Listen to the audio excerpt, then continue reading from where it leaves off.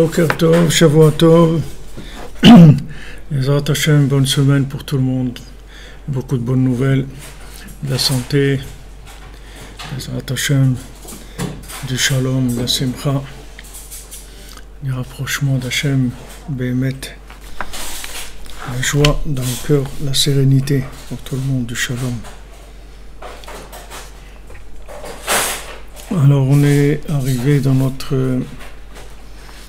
étude en page 40, dans le Likutei Halachot, sur la Torah 51, et Rabbi Nathan nous parle du Issur de Ktuvet Karka, qui est Ktav ou Bishvila Emet Litrot HaSheker.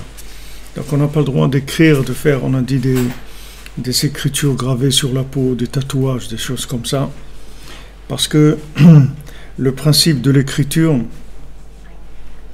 c'est quelque chose qui est venu pour, normalement, appuyer la vérité, c'est-à-dire donner à la vérité toute sa force et repousser le mensonge. C'est pour ça qu'on écrit. Dainu במקום שיש חשש שינוי ושקר, כותבים כתב כדי שלא יוכל השקרן לשנות עוד ללומר שקר. C'est-à-dire dans une situation dans laquelle on craint qu'il y ait peut-être une possibilité qu'il va y avoir du mensonge, donc on écrit de manière à ce qu'il n'y ait pas de possibilité de mentir. Aval behemet neged haramai vashakran gam ktav lo moil kanire bachush. Mais maintenant, si quelqu'un c'est un menteur et un escroc, même si on a écrit, ça va servir à rien. Parce que le menteur, il peut changer 10 fois la vérité. Parce que il va venir avec des mensonges. Et il va dire que ce qui était écrit, c'était pas vraiment ça. Ça voulait pas dire ça, ça voulait dire autre chose. Celui qui a une intention de mentir, alors même si c'est écrit, il va changer l'écrit. Alors c'est ce qu'on dit que, j'avance un peu vite parce que ça on l'a fait déjà, et on va rentrer dans la suite de là où on était jeudi dernier. C'est ce qu'on dit que Yeminam, Yemin Shaker, c'est-à-dire on dit Yeminam, leur droite c'est une droite mensongère, c'est-à-dire que même si c'est la droite, c'est-à-dire que c'est ce qui est écrit avec la main droite, c'est quand même du mensonge. Pourquoi? Parce que même si ça a été écrit, l'écrit, on peut toujours le transformer, on peut toujours l'interpréter différemment. C'est pour ça que la vérité, c'est uniquement celui qui a de l'anémanout béhémet ou betmimout, c'est-à-dire celui en qui on peut avoir confiance et quelqu'un qui est intègre. Uniquement avec lui, on peut faire du commerce, et que ça soit maintenant du commerce, de faire avec des transactions commerciales, ou bien aussi des paroles de Torah ou de morale, c'est la même chose. C'est-à-dire que ce sont uniquement des éléments qui vont permettre de progresser s'il y a de la confiance. Parce que même si c'est écrit, ça ne suffit pas. Parce que l'écrit peut toujours s'interpréter de façon mensongère.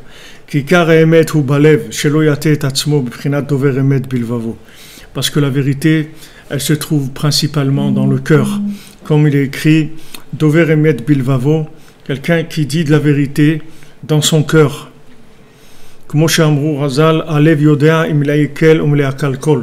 Le cœur, il sait très bien si c'est quelque chose de tordu ou quelque chose qui a été manipulé.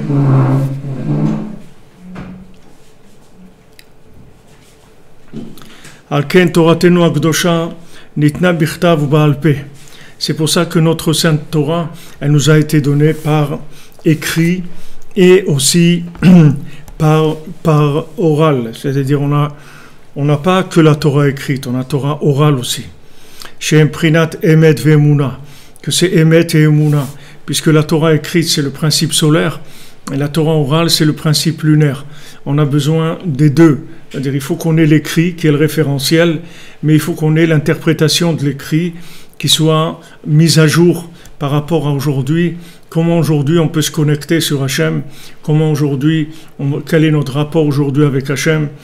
Et ça, on a besoin du tzaddik de la génération qui nous interprète la Torah et qui nous donne les axes principaux par rapport à là où on se trouve aujourd'hui. Par exemple, quand Rabbi Nachman il est venu, il a dit maintenant, faites attention au désespoir, ne vous désespérez pas. En shum yush ba'olam klal. Faites attention, ne rentrez pas dans le désespoir. Pourtant, il y a eu d'autres tzadikim qui avaient avant, des crédrants tzadikim, ils n'ont pas dit ça. Moshe Rabbeinu, il n'a pas dit ça, Rabbi Shimon, il n'a pas dit ça, le Harizal, il n'a pas dit ça, le Baal Shem Tov, il n'a pas dit ça. Beaucoup de tzadikim, il y a eu dans le monde, ils n'ont pas dit ça. Pourquoi Rabbeinu, il a dit ça? Parce que Rabbeinu, il sait qu'est-ce qui est dangereux pour nous aujourd'hui. Ce qui est dangereux pour nous aujourd'hui, c'est pas la recherche de la vérité ou la révélation de la vérité. Au contraire, aujourd'hui, il y a des révélations extraordinaires. Ce qui est dangereux pour nous aujourd'hui, c'est qu'on va essayer de nous casser et de nous dire que nous, on n'est pas capable de vivre ça, ou bien que Hachem, il nous aime pas, ou bien qu'on n'a pas de valeur, ou bien qu'on a fait trop de bêtises. Tout ce qui va être des paroles qui vont nous casser, Rabbi Nachman, il dit, faites très attention à ça, parce que vous êtes extrêmement fragile. Rabbi Nachman, il n'a pas insisté sur d'autres choses comme il a insisté sur ça. Ça veut dire que maintenant, il y a une Torah écrite et il y a une Torah orale. La Torah orale, c'est comment je fais aujourd'hui pour vivre la Torah écrite. Ok, la Torah écrite, elle me demande certaines choses, mais maintenant, comment je vais arriver à vivre cette Torah écrite? Si maintenant, je n'ai pas l'oral qui correspond à cet écrit, comment je vais faire pour m'en sortir? Je ne peux pas m'en sortir.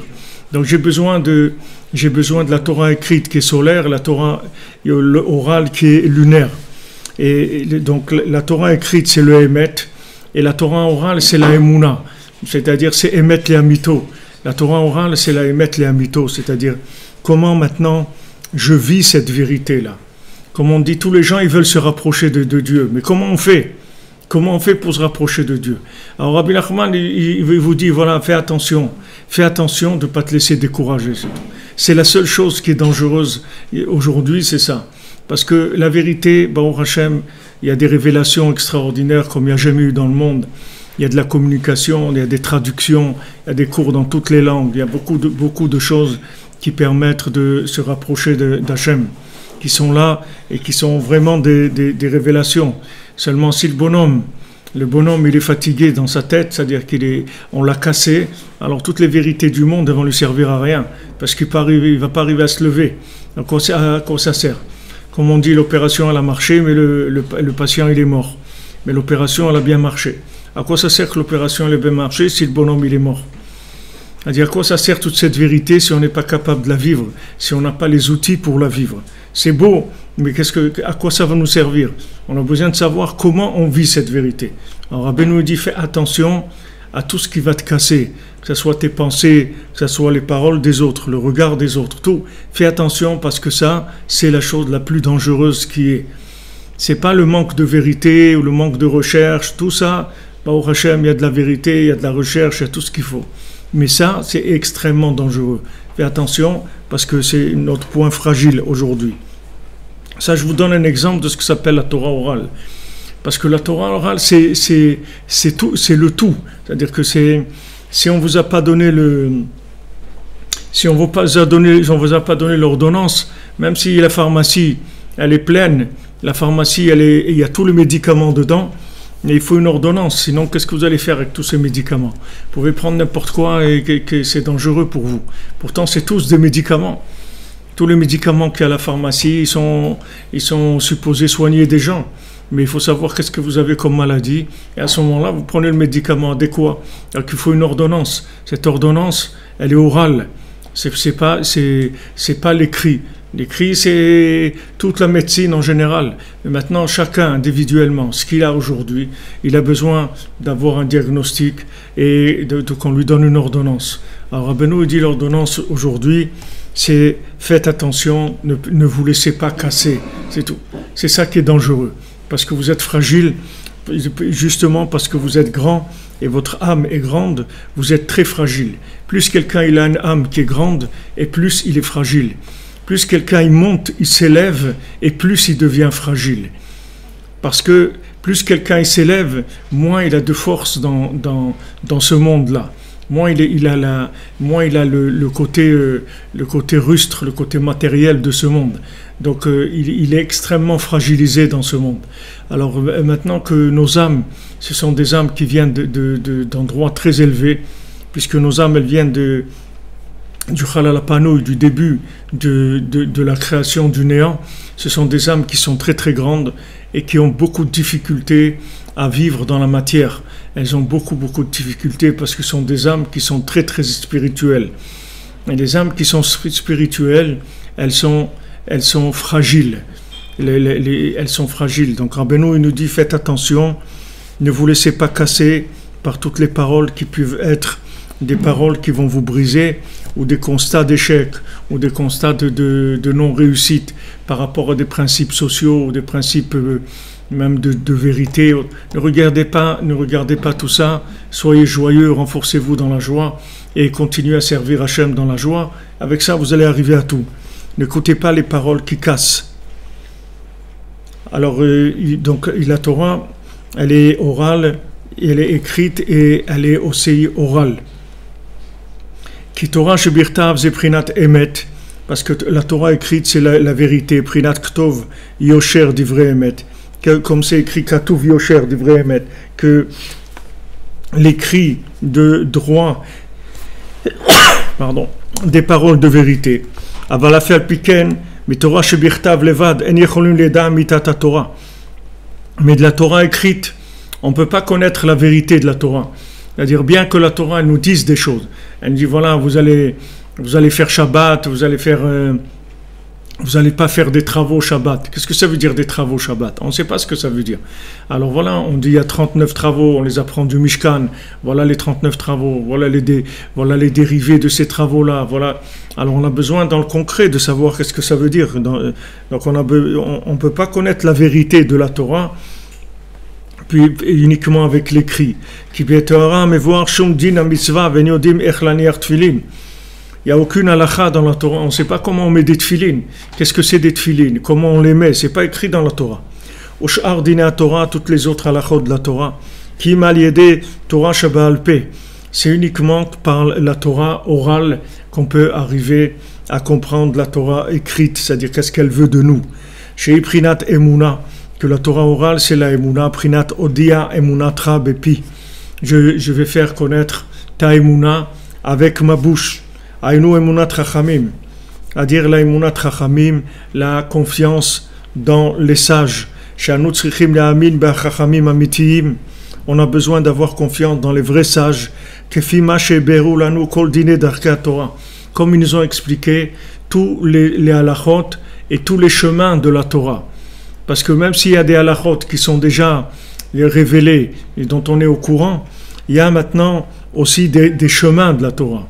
Il y a des chemins de la Torah. Quand Rabbi Nachman il insiste sur la prière, il insiste sur la communication, ça veut dire que c'est là où ça se passe.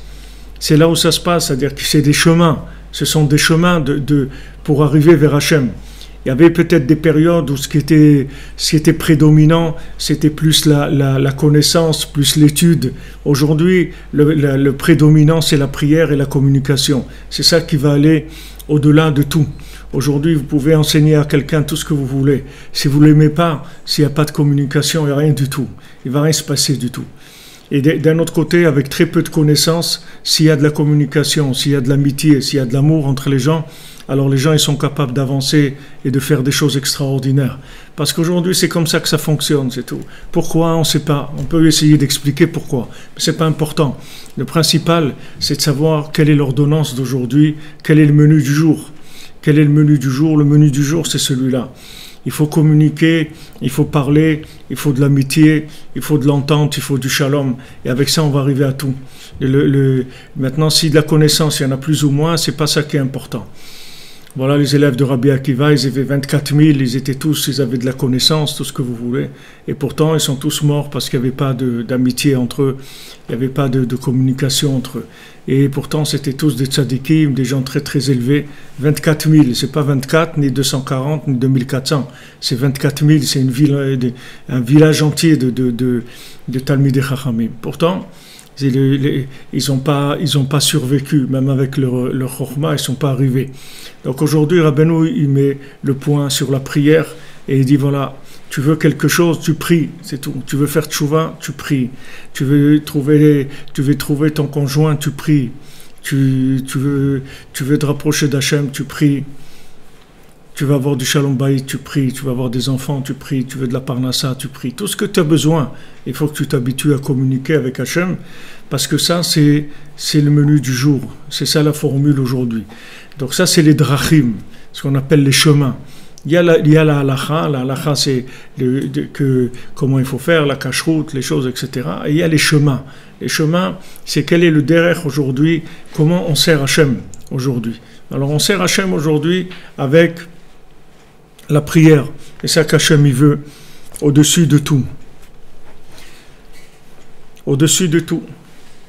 Comme c'est écrit dans Megillat Esther, on dit que Achashverosh, il aimait Esther plus que toutes les femmes qu'il avait dans son palais. Alors les Breslevers, ils expliquaient qu'est-ce que c'est Esther. Esther, c'est la prière qui est cachée. La prière, c'est la hitbodedut. Alors le roi, il aime cette prière plus que toutes les autres prières. La prière cachée, c'est-à-dire la prière intime, le dialogue intime de la personne avec Hachem, là où elle est, comme David Ameller, il priait Hachem quand il était dans son lit, sous ses couvertures. Là-bas, il pleurait, il demandait à Hachem ce qu'il avait à demander. C'est ça qu'Hachem il aime, cette prière discrète, intime, cachée, où la personne, elle donne son cœur à Hachem, elle ouvre son cœur vers Hachem. C'est ça qu'Hachem il veut aujourd'hui.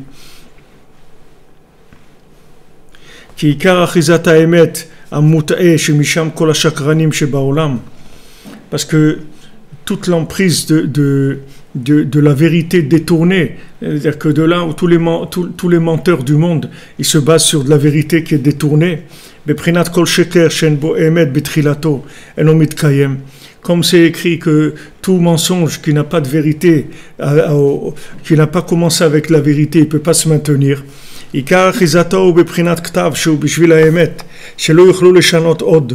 Toute son emprise, ça vient justement de l'écrit, qu'on a écrit pour la vérité, de manière à ce qu'on ne puisse pas changer la vérité.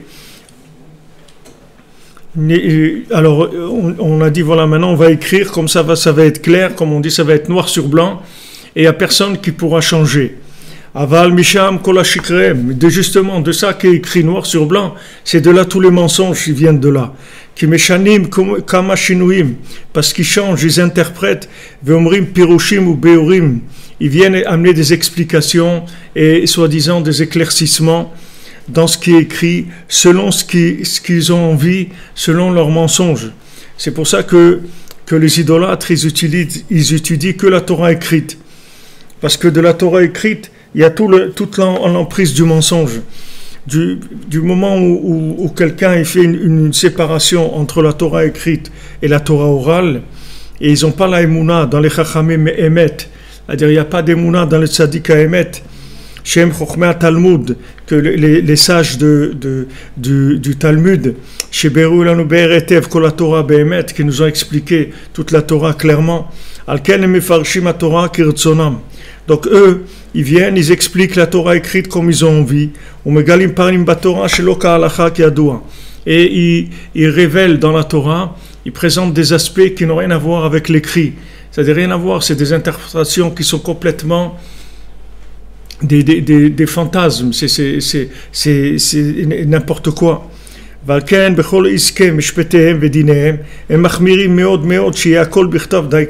C'est pour ça que de tout ce qu'ils font, les idolâtres, ils font attention que tout soit écrit bien clair, il faut qu'on écrive tout, qu'il y ait des écrits sur tout.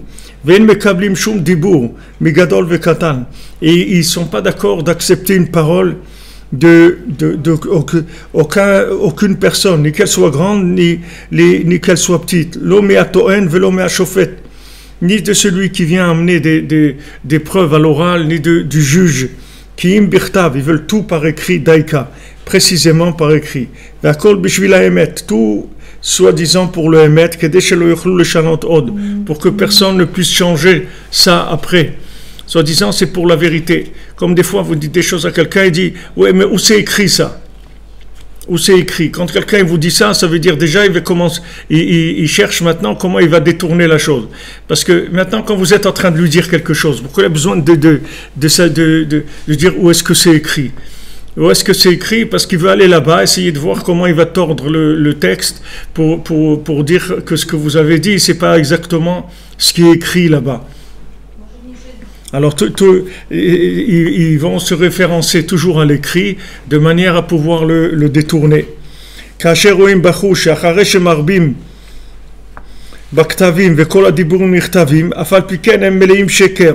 Et comme on voit, ça on peut vérifier ça matériellement, que malgré qu'il y ait beaucoup de choses écrites et que toutes les paroles sont écrites, malgré ça, c'est plein de mensonges. Les gens ils sont pleins de mensonges, ils changent. Aseret Monim, 10 fois, comme il a changé Lavan, il changeait toujours à Yaakov, il lui changeait tout. Tout, il lui tournait. À chaque fois qu'il lui disait, voilà, je te donne ma fille, etc. Alors après, quand il lui a donné Léa, il a dit, mais je t'ai dit ma fille. Je n'ai pas jamais dit ma fille.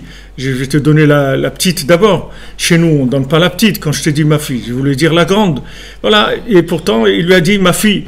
C'est pour ça qu'il essayait Yaakov, quand il parlait avec Lavan, il essayait d'être le plus précis possible pour pas que Lavan il puisse changer. Malgré ça, il arrivait à détourner complètement la vérité et faire ce qu'il avait envie de faire.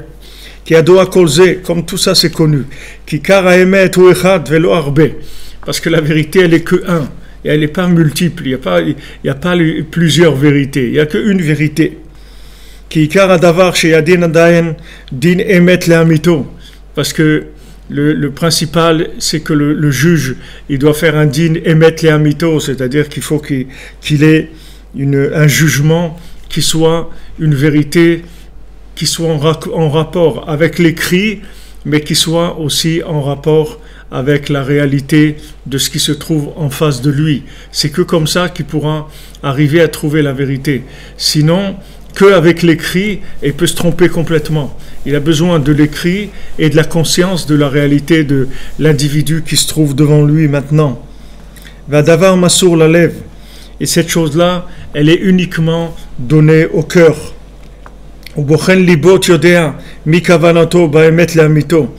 Et celui qui juge les cœurs, c'est-à-dire Hachem, que lui juge les cœurs, il sait très bien quelle est l'intention de chacun, celui qui a l'intention du émettre les amito.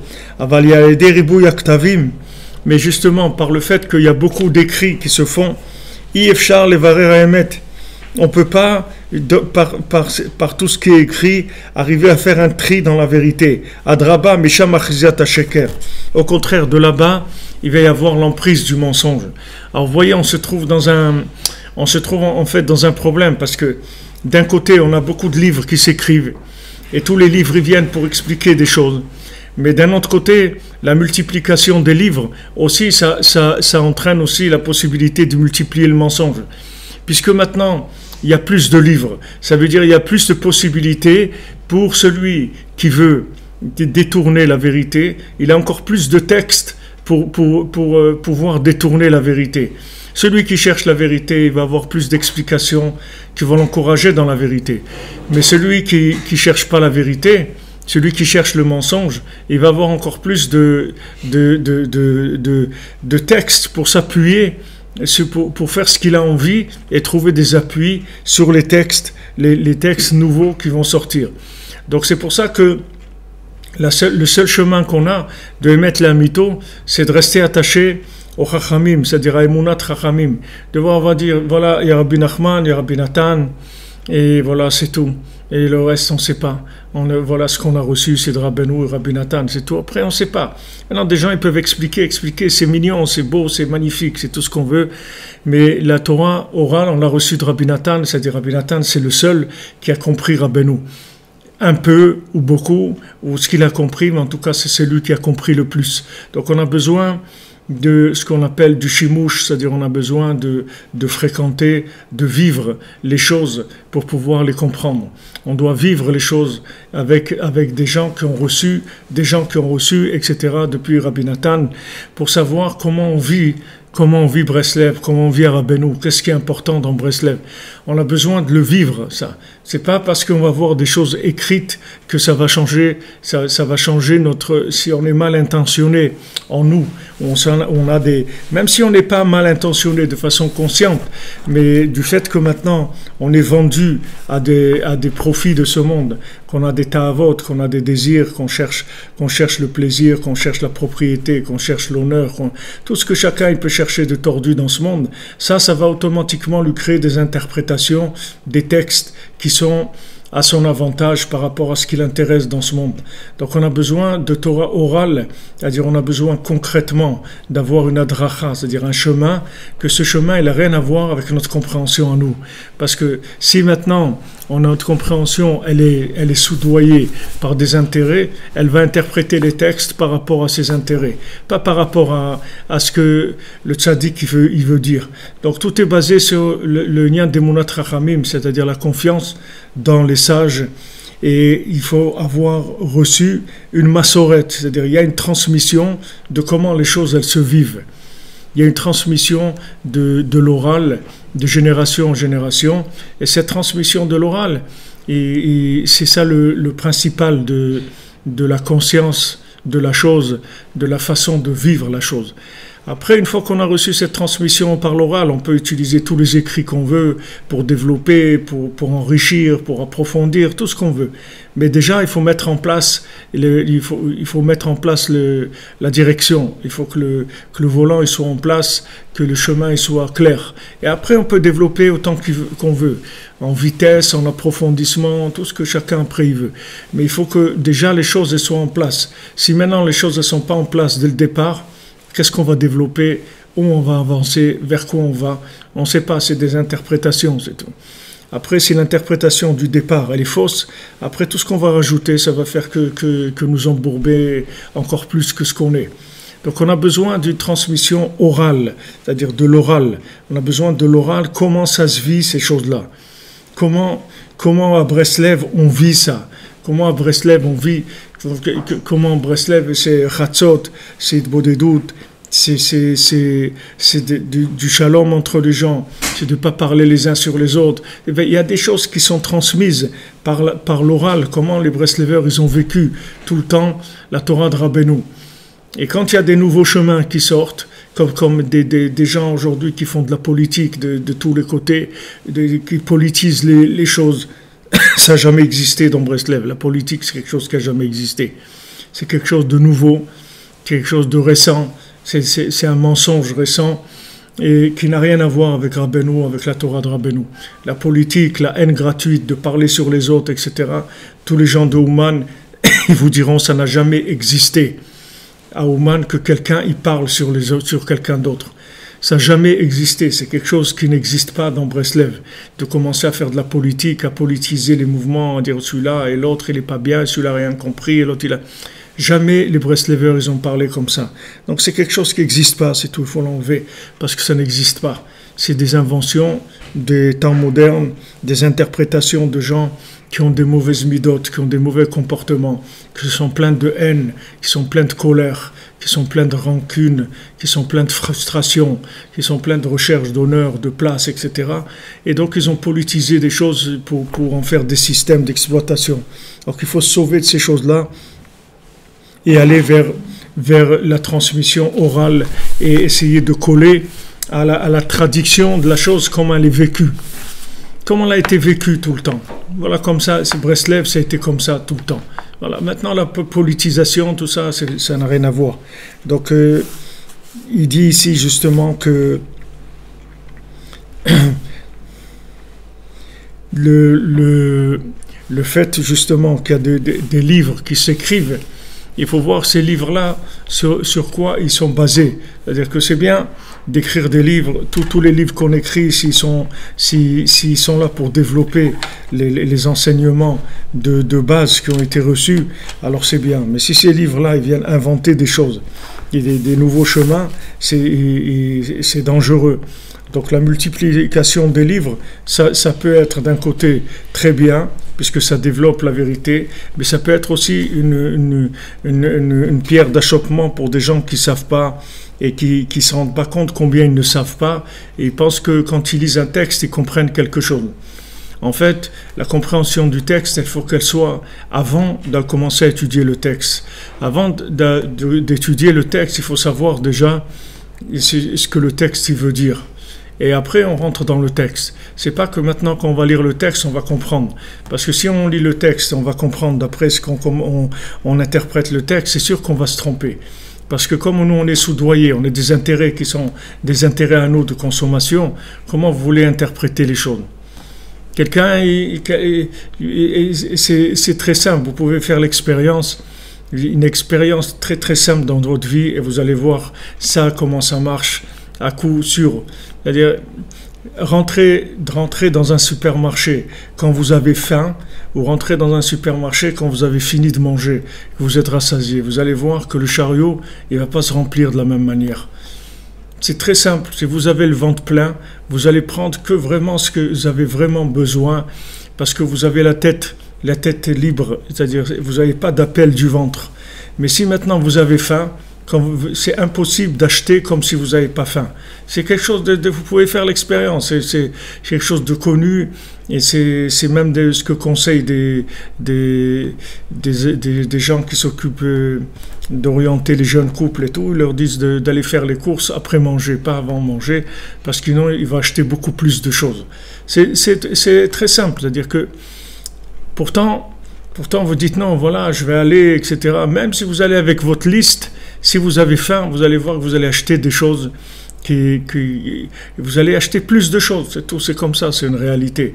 Donc maintenant, quand vous étudiez la Torah, si maintenant vous avez faim, c'est-à-dire si vous avez des intérêts personnels, c'est obligé que dans le texte, vous allez trouver des appuis par rapport à vos intérêts. Et dire justement, voilà, j'ai vu, c'est écrit comme ça. Mais tout est écrit, tu peux tout interpréter. Tous les gens qui se sont trompés, ils se sont trompés avec des écrits, ils ne sont pas venus se tromper avec d'inventer tout. Ils sont venus avec de l'écrit. Seulement, comment ils ont interprété cet écrit-là par rapport à ce qu'ils sont. Et c'est comme ça qu'ils se sont trompés. Donc ce qu'il faut, c'est avoir déjà de la Torah interprétée déjà. Il faut avoir de la Torah orale. Une fois que j'ai la Torah orale, après je rentre dans l'écrit pour développer l'oral. Mais c'est pas le contraire. C'est-à-dire, je ne vais pas chercher dans l'écrit, maintenant qu'est-ce qu'il veut dire l'écrit. Moi je sais déjà ce qu'il veut dire. Moi je sais qu'il faut se lever à Chatzot, il faut faire Itboedut, il faut venir à Ouman Rosh Hashanah, il faut faire Tikkun HaKlali, il faut faire de la tzedaka pour le tzaddik, moi je sais déjà ce qu'il faut faire. Seulement maintenant je veux de la force pour le faire, c'est tout. C'est pour ça que j'étudie. J'étudie pour chercher de l'énergie pour faire ces choses-là. Mais c'est pas maintenant, je ne vais pas étudier pour savoir qu'est-ce qu'il faut faire. Je sais déjà ce qu'il faut faire. Seulement je vais aller étudier pour chercher des forces, c'est tout. Mais ce qu'il faut faire, c'est pas écrit. Et si c'est écrit, il faut d'abord qu'on me dise voilà, c'est ça et ça et ça qui est important. Si vous étudiez l'écoute morale, vous n'allez pas trouver que Chatzot, c'est la chose la principale que les Breslever faisaient, Chatzot Itboedut. Vous n'allez pas trouver que le principal du Nyan de Rabbeinu, c'est Chatzot Itboedut. Parce que vous allez voir beaucoup de choses dans l'écoute morale. Beaucoup de choses. Comment vous allez savoir que c'est ça le principal? Il faut qu'il y ait quelqu'un qui vous le dise. Vous ne pouvez pas, c'est pas écrit. C'est pas écrit. Et même si vous le voyez écrit, vous n'allez pas voir que ça prédomine par rapport à autre chose. Vous n'allez pas vous rendre compte, parce que Rabbeinu il parle de tout. Rabbeinu il parle de tout dans l'écoute morale. Donc maintenant, comment vous allez savoir qu'est-ce qui est primordial, qu'est-ce qui est secondaire, qu'est-ce qui est tertiaire, qu'est-ce qui est pas, qu'est-ce qu'on fait pas du tout. Par exemple, Rabbeinu il dit dans l'écoute morale que quand il y a une nation qui fait du mal à Israël, alors on chante le chant de cette nation-là, et ça les fait tomber. C'est écrit Beshamo et Rinatam, c'est-à-dire quand Hachem il entend le chant de cette nation, avec ça il la fait tomber et il libère le Ham Israël de cette nation. Alors Alvar Rabbeinu il dit que voilà, quand on voit une nation qui veut nous faire du mal, alors on chante sa chanson. Par exemple, ils ont un hymne national, alors on le chante et avec ça on les fait tomber. Ça c'est écrit dans l'Écoutez Moran, mais c'est quelque chose que les Breslev ils n'ont jamais fait ça. On n'a jamais vu Rabbi Nathan chanter ni l'hymne de l'URSS, ni d'aucun pays au monde. On n'a jamais vu ça, que les Breslevers ils faisaient ça. Donc ça veut dire que c'est quelque chose qui est écrit, mais dans la tradition orale, il n'y a pas de trace de ça. Donc ça veut dire qu'il n'y a pas, c'est tout. Ah, pourquoi c'est écrit? C'est écrit, c'est tout. Il y a beaucoup de choses qui sont écrites, qu'on ne comprend pas. Que dans l'action, il n'y a pas quelque chose qui correspond à ça. Ça s'est arrêté à l'écrit, c'est tout. Rabbeinu, il a dit ces choses-là, il devait les dire, c'est tout. Mais dans l'action, on n'a pas fait ça. Donc si quelqu'un il va faire l'autodidacte, il va commencer à étudier tout seul et voir ce qui est écrit, il va commencer à faire des choses que dans l'oral, il n'y a pas de place pour ça. C'est-à-dire que ça n'a jamais été transmis à l'oral. Donc ce qu'on a besoin, c'est en fait à l'envers. C'est-à-dire on rentre d'abord dans la Emouna, Emouna Trachamim, on fréquente les sages, on voit comment ils ont vécu ces choses-là. C'est-à-dire, quelle est l'importance qu'ils donnaient aux choses. Quelle importance ils donnaient à Ouman Roshana, quelle importance ils donnaient à ça, à ça. Et après qu'on a classé les choses comme il faut, par la Emouna, à ce moment-là, on rentre dans le Hémet pour développer la Emouna. Mais c'est que comme ça qu'on peut avancer. Mais si vous cherchez à quoi adhérer, en étudiant, c'est-à-dire vous allez chercher la Emouna en étudiant le Hémet, vous n'allez pas trouver la bonne Emouna, puisque votre approche du Hémet, elle est déjà influencée par votre façon de vivre, par vos valeurs personnelles. Vous avez des valeurs personnelles, chacun il a des valeurs selon les intérêts qu'il a, selon son éducation, selon l'âge qu'il a, selon les problèmes qu'il a, selon la réussite qu'il a. Tout, chacun comme il est, c'est une base d'interprétation. Donc ce qu'il faut, c'est avoir l'interprétation. Avant de commencer à étudier, il faut avoir déjà l'interprétation. Et en fait, quand on étudie, on cherche que développer cette interprétation pour l'enrichir, pour l'approfondir.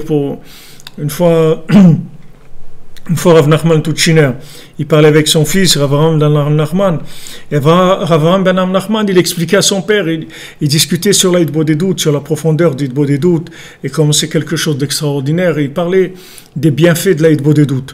Alors son père, Rav Nachman Tuchiner, qui était le Talmid de Rabbi Nathan, il lui a dit, on fait Hidbodedut, parce que le Rebbe, il a dit de faire Hidbodedut. C'est tout. C'est pour ça qu'on le fait.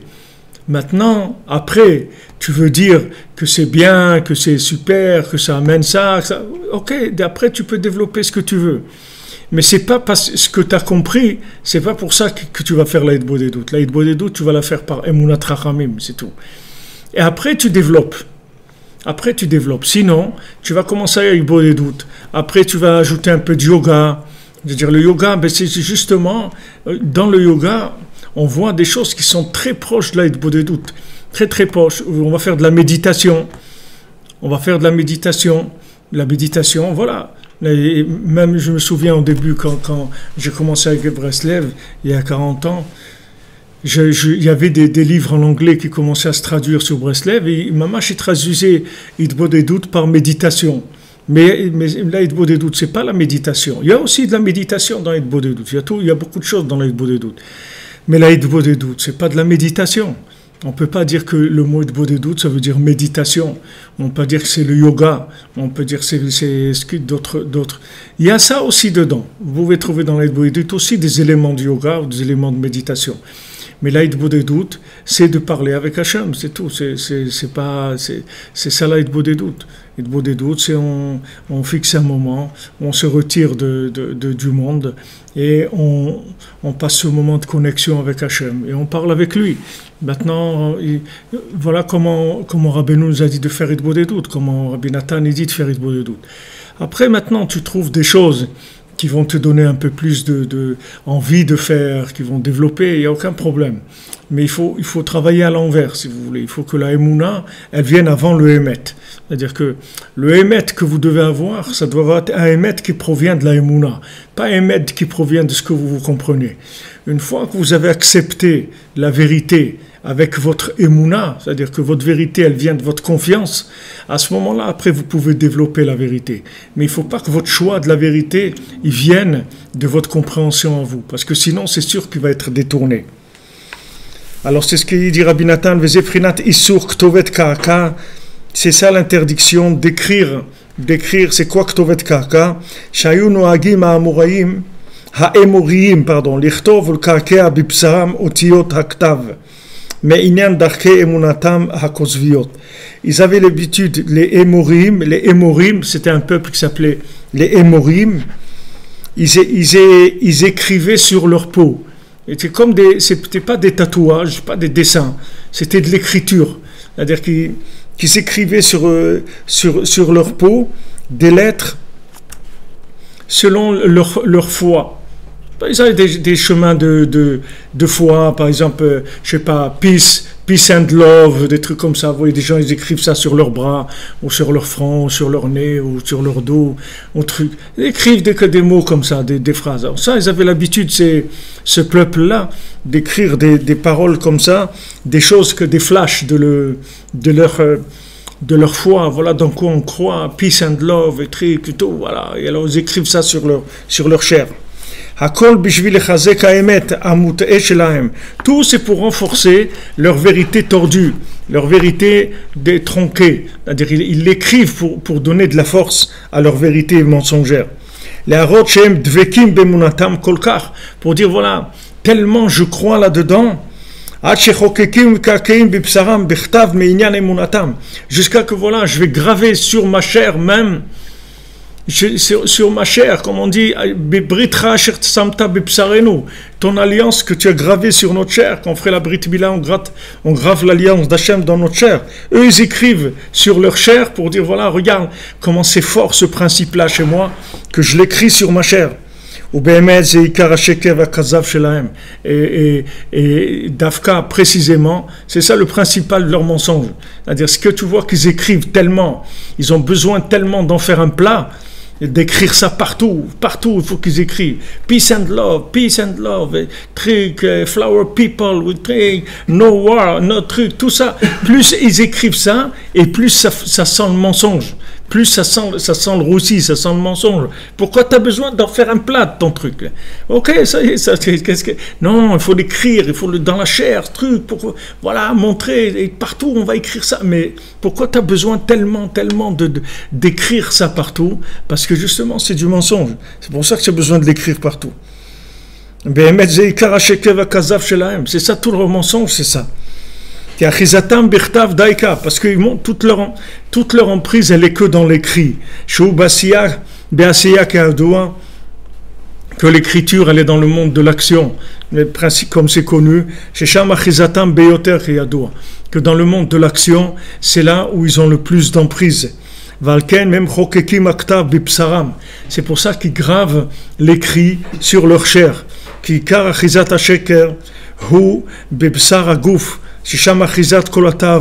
Parce que toute l'emprise du mensonge, elle est justement sur la chair du corps, que tous les plaisirs de ce monde, tous les désirs de ce monde, il est dans la chair. Prinat nachash shaltanute hal bisra, comme c'est écrit que le serpent, son pouvoir, il est sur la chair, c'est là où il a l'emprise. Nachash ou prinat aramai va chakran. Qu'est-ce que c'est le serpent? Le serpent, c'est le rusé, le menteur, le trompeur. Que de lui viennent tous les mensonges et toutes les tromperies du monde. Comme c'est écrit, le serpent, il était malin, il savait comment tromper. Sheit'a et Adam vechava. Il a trompé Adam, il a trompé Chava, il a trompé toutes les générations d'après. Et tout son pouvoir, il vient de la chair. Ainu al-basar agouf, c'est-à-dire la chair du corps.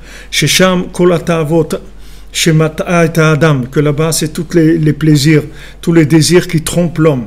Bekama ramaout, avec combien d'escroqueries, de tromperies, ou mais affaire à sheker lehemet, et il retourne le mensonge, il en fait de la vérité, et de la vérité, il en fait du mensonge.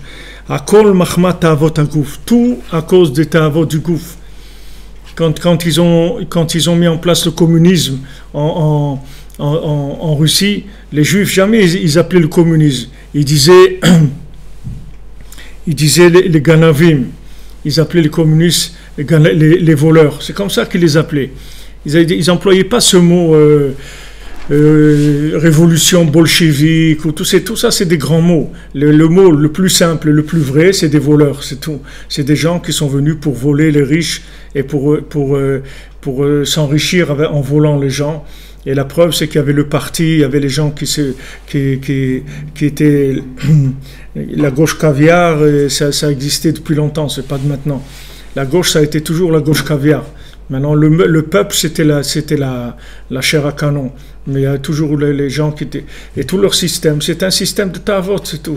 C'est que d'un système, ça vient que de la viande, c'est tout. C'est de l'appel de la chair, de la consommation. C'est tout ce qu'ils cherchaient.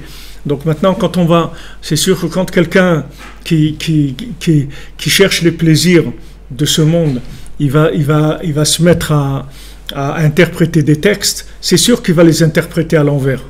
C'est sûr. Il n'y a aucune chéla, il n'y a pas de question sur ça.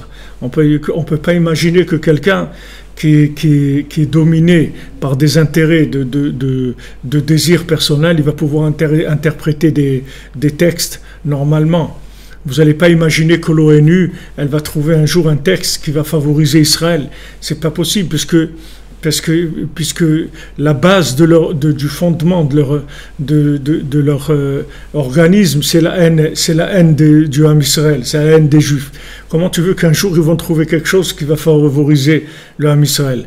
Jamais. Donc c'est même pas la peine d'écouter ce qu'ils racontent, c'est même pas la peine parce que tout est basé sur du mensonge d'interprétation de texte. Mais si tu prends maintenant la Syrie ou les trucs qui à la base, ça les intéresse pas, ils ont aucun problème avec ça. Qu'on tue des gens et tout, ça les gêne pas du tout.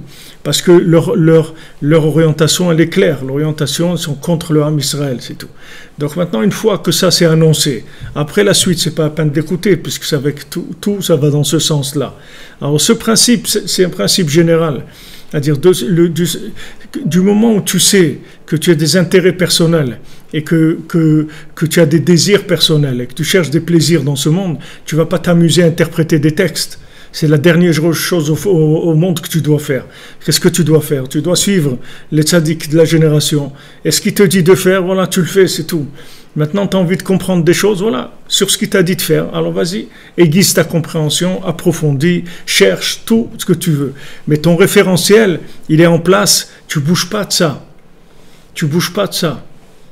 Rabbi Nachman, il a dit, tu peux interpréter mon livre comme tu veux, mais ne bouge pas un cheveu de la halakha. Si tu vois qu'un jour tu as compris quelque chose dans l'écouté Moran qui te fait sortir de la halakha, c'est que tu n'as pas compris, c'est tout. Parce que Rabbeinu, il n'a jamais dit quelque chose qui est contre la halakha. Tout ce que Rabbeinu dit, c'est toujours dans les lois de Shulchan Aruch. Maintenant, Rabbeinu il a donné des conseils qui sont principaux, des axes principaux pour les générations jusqu'à la venue de Mashiach. Et maintenant, ça, il faut l'accepter comme étant la Torah orale, la base de la vie. Maintenant, sur ça, après, tu veux développer, enrichir, expliquer, donner envie, tout ce que tu veux, il n'y a aucun problème. Mais la base de la vie, tu ne peux pas l'interpréter avec ta tête, parce que sinon, tu vas te retrouver n'importe où. Tout parce qu'il y a des désirs du corps. Chez Mahmat Avot Agouf, Vavalav Mitaper Haemet, qu'à cause des désirs du corps et des bêtises, alors on retourne la vérité. Haemet Etzlo, la vérité chez lui, elle se retourne. Ache Omer Shekach Haemet, jusqu'à qu'il dit que voilà, c'est comme ça la vérité, que me voir les Elksat, comme on l'a vu un petit peu plus haut. Alken Asru Lanu Torah Kolze, Asra Lanu Torah Kolze, c'est pour ça la Torah, elle veut pas trop de vérité comme ça. Elle veut pas que tu vas avec des messages écrits sur ta chair, que tu écris sur ta chair, in God we trust, que tu écris sur ton billet d'argent, on croit en Dieu. C'est une trop grande vérité. Quand tu écris on croit en Dieu sur de l'argent, ça veut dire tout simplement que ton Dieu c'est l'argent, c'est tout. C'est pas difficile à comprendre. C'est pas difficile à comprendre. Quand quelqu'un il écrit sur sa chair des choses, quand quelqu'un il en fait un plat, ça veut dire que ces vérités-là, c'est une interprétation de lui et c'est une interprétation qui n'a rien à voir avec la vérité, parce qu'il utilise l'écriture de façon tellement débordante que c'est sûr que c'est pas vrai. Parce que si c'était vrai, la vérité elle est discrète, la vérité elle est pas, c'est pas quelque chose d'agressif. La vérité c'est quelque chose de discret, c'est quelque chose d'intime, c'est quelque chose qui se vit dans le cœur. C'est pas quelque chose qui se vit dans de l'affichage. La vérité, ça se vit dans le cœur, ça se vit dans l'intimité. Ça ne se vit pas dans des choses qui s'étalent. Alors maintenant, la Torah elle nous interdit d'écrire, de graver sur la peau,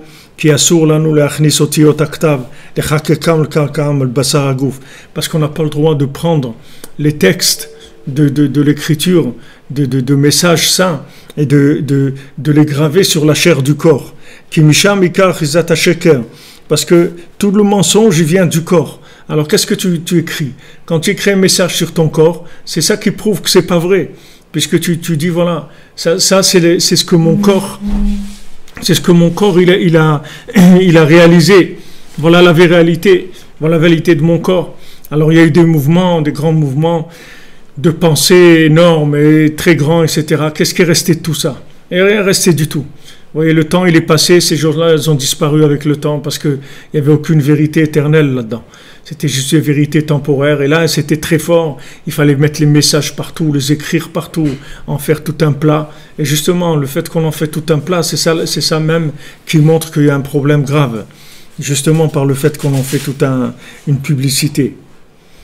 Vous voyez, quand ils commencent à faire de la publicité sur un produit, à matraquer de tous les côtés, etc., déjà ça donne ça repousse un petit peu, ça montre qu'il y a un problème un petit peu quand il y a trop de publicité, ça insiste trop pour que ça soit vrai.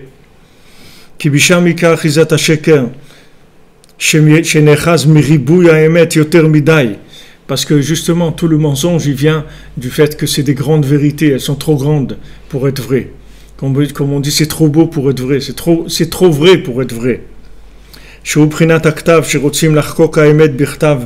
C'est-à-dire, c'est l'écriture, on veut graver la vérité avec de l'écriture et la graver sur la chair du corps. Pour que la vérité elle soit gravée sur le corps, tout ça c'est du mensonge et de la tromperie. Au contraire, de là-bas tout le mensonge vient justement de la chair. Parce que la vérité c'est dans le cœur qu'il faut l'écrire, c'est pas sur la viande. C'est-à-dire la vérité, il faut qu'elle soit gravée dans le cœur. La vérité, les amito, c'est-à-dire la vraie vérité. Comme c'est écrit, écrivez-les sur les tables de ton cœur, sur les parois de ton cœur. Écris la vérité là-bas. Mais pas d'écrire, de graver matériellement sur la chair du corps. On dit grave-le dans ton cœur, c'est-à-dire mets ces paroles dans ton cœur et qu'elles ne quittent jamais ton cœur. Vis ces paroles, mais pas les graver sur ta chair. Parce que ça, c'est de la vérité qui est c'est trop vrai. Quelqu'un, c'est tellement vrai, il veut le graver sur sa chair, ça veut dire qu'il y a un problème. C'est trop vrai, il n'y a pas trop vrai. C'est vrai ou c'est pas vrai. Il n'y a pas trop vrai. Donc quand ça va trop loin, ça veut dire que c'est pas vrai tout simplement. Chez Zeikara Sheker, c'est de là que vient principalement le mensonge. Vezeh prinat parouche nokfe parouche kozai shizkiu razal sheraou emet la kol yoter midai. Il y a des comme ils ont dit que quand une explication elle est trop forte, ça veut dire elle est mensongère parce que c'est une vérité qui est trop, c'est-à-dire ça va trop loin. Chez Zeikara Sheker, c'est là que c'est justement ça le mensonge. Parce que la vérité c'est une seule chose et c'est pas beaucoup. Et la vérité elle dépend dans la profondeur du cœur que la personne ne se trompe pas elle-même. Comme on dit tous les matins, on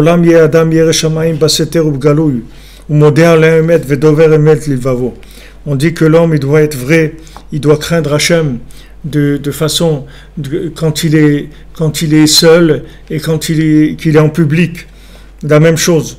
et qui soit d'accord sur la vérité et qui parle de la vérité dans son cœur. C'est-à-dire dans son cœur, il doit être vrai. והעיקר על ידי שמבטל עצמו באמת בבחינת מה לנו, מה חיינו, מה חסדנו. Et le principal de cette vérité, ça vient quand la personne elle s'annule elle-même. Elle se dit qui on est, quelle est notre vie, quelle est notre bonté. Parce que la plupart de nos actions, c'est des actions, c'est du n'importe quoi. Et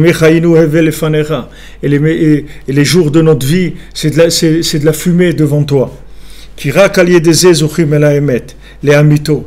Parce que c'est uniquement comme ça qu'on peut arriver au émet les amitos. Quand on s'annule vraiment. Et on n'a aucun intérêt dans la recherche de la vérité. On n'a aucun intérêt là-dedans. C'est-à-dire on ne fait pas ça parce qu'on cherche ni de l'honneur, ni de l'argent, ni du plaisir, ni de rien du tout. On fait ça parce que c'est une vérité profonde qui est dans notre cœur et on veut l'exprimer, on veut y arriver. Mais ce n'est pas une vérité qui est une vérité de la chair.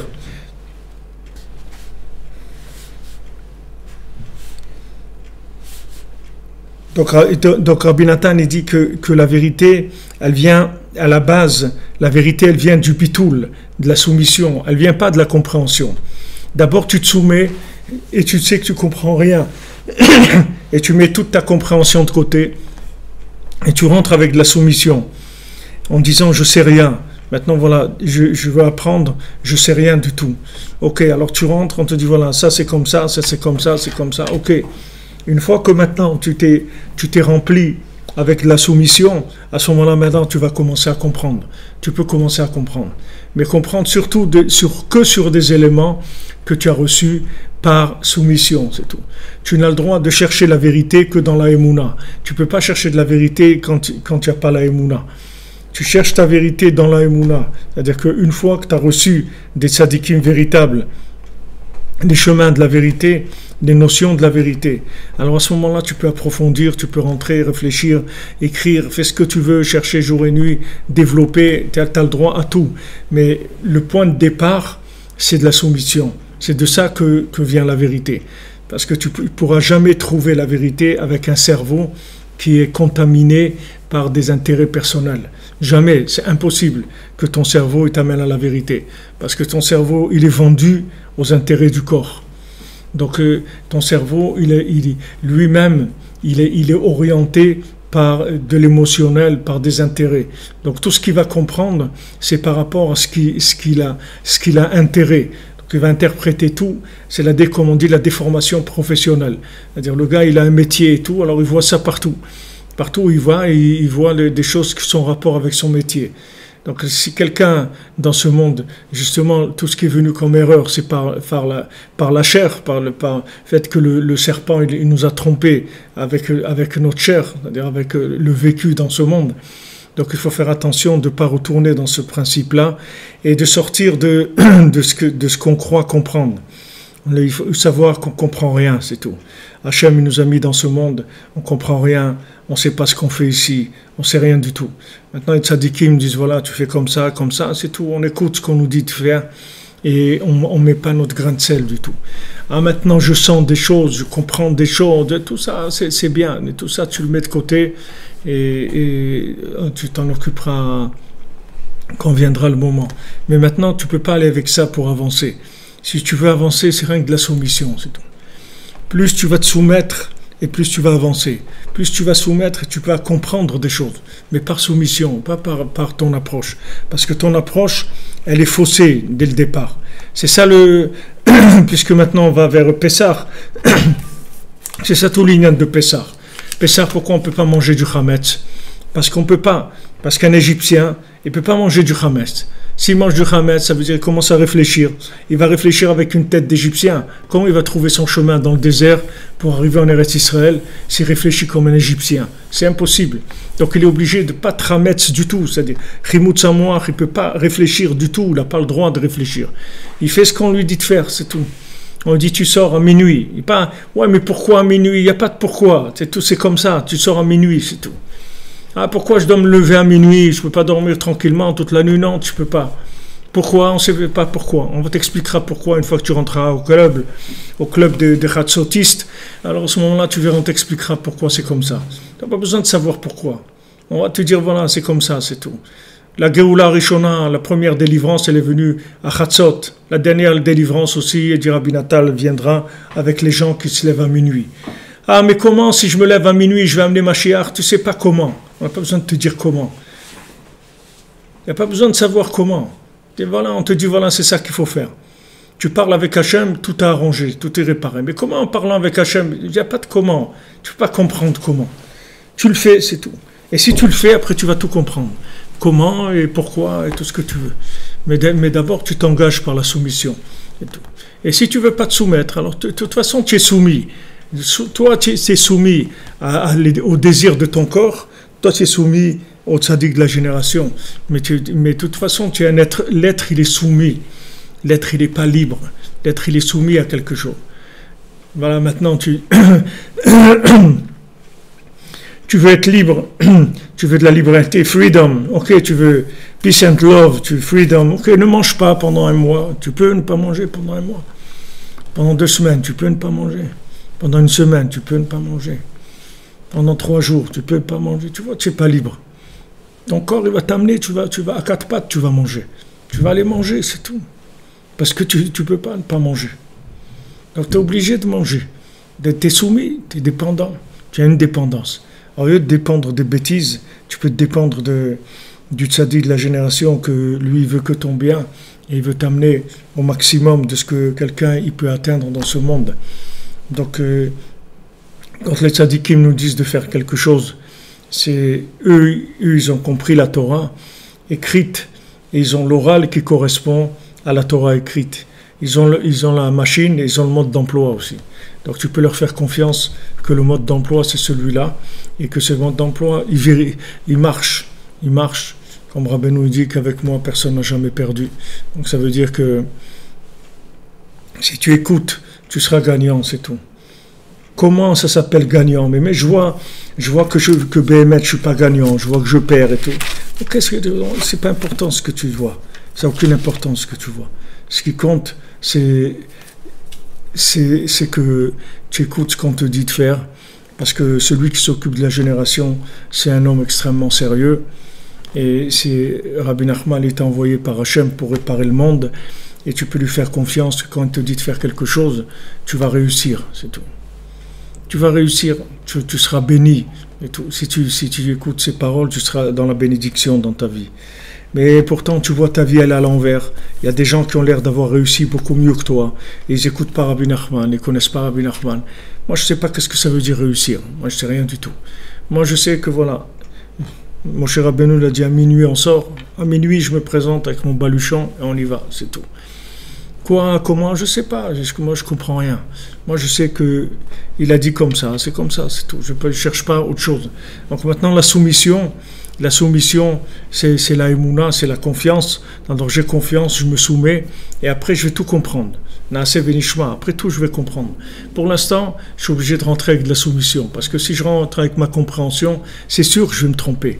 Parce que ma compréhension, elle a déjà été achetée, elle a été soudoyée, elle a reçu des pots de vin déjà de mes intérêts personnels. Donc on avance avec ça, on fait confiance, et avec ça, Hachem, il envoie toute la bracha.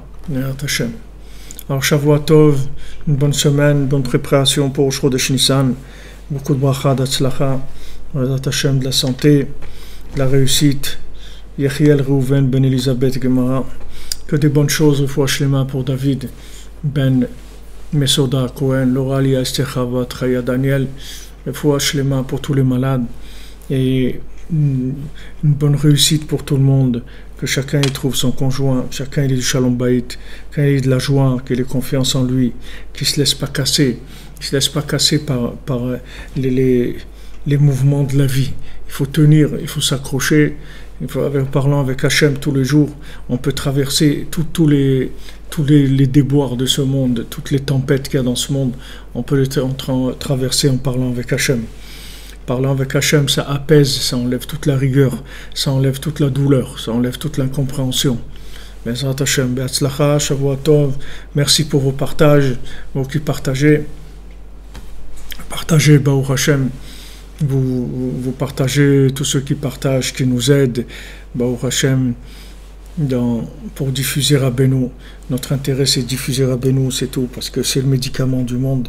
Et Baruch Hashem, de plus en plus dans le monde, il y a des gens qui écoutent. Voilà, on nous a envoyé des gens, ils écoutent au Cameroun, ils se réunissent, ils écoutent les shiurim de Rabbeinu. Baruch Hashem, Rabbeinu, il est venu réparer le monde gratuitement, ça coûte rien.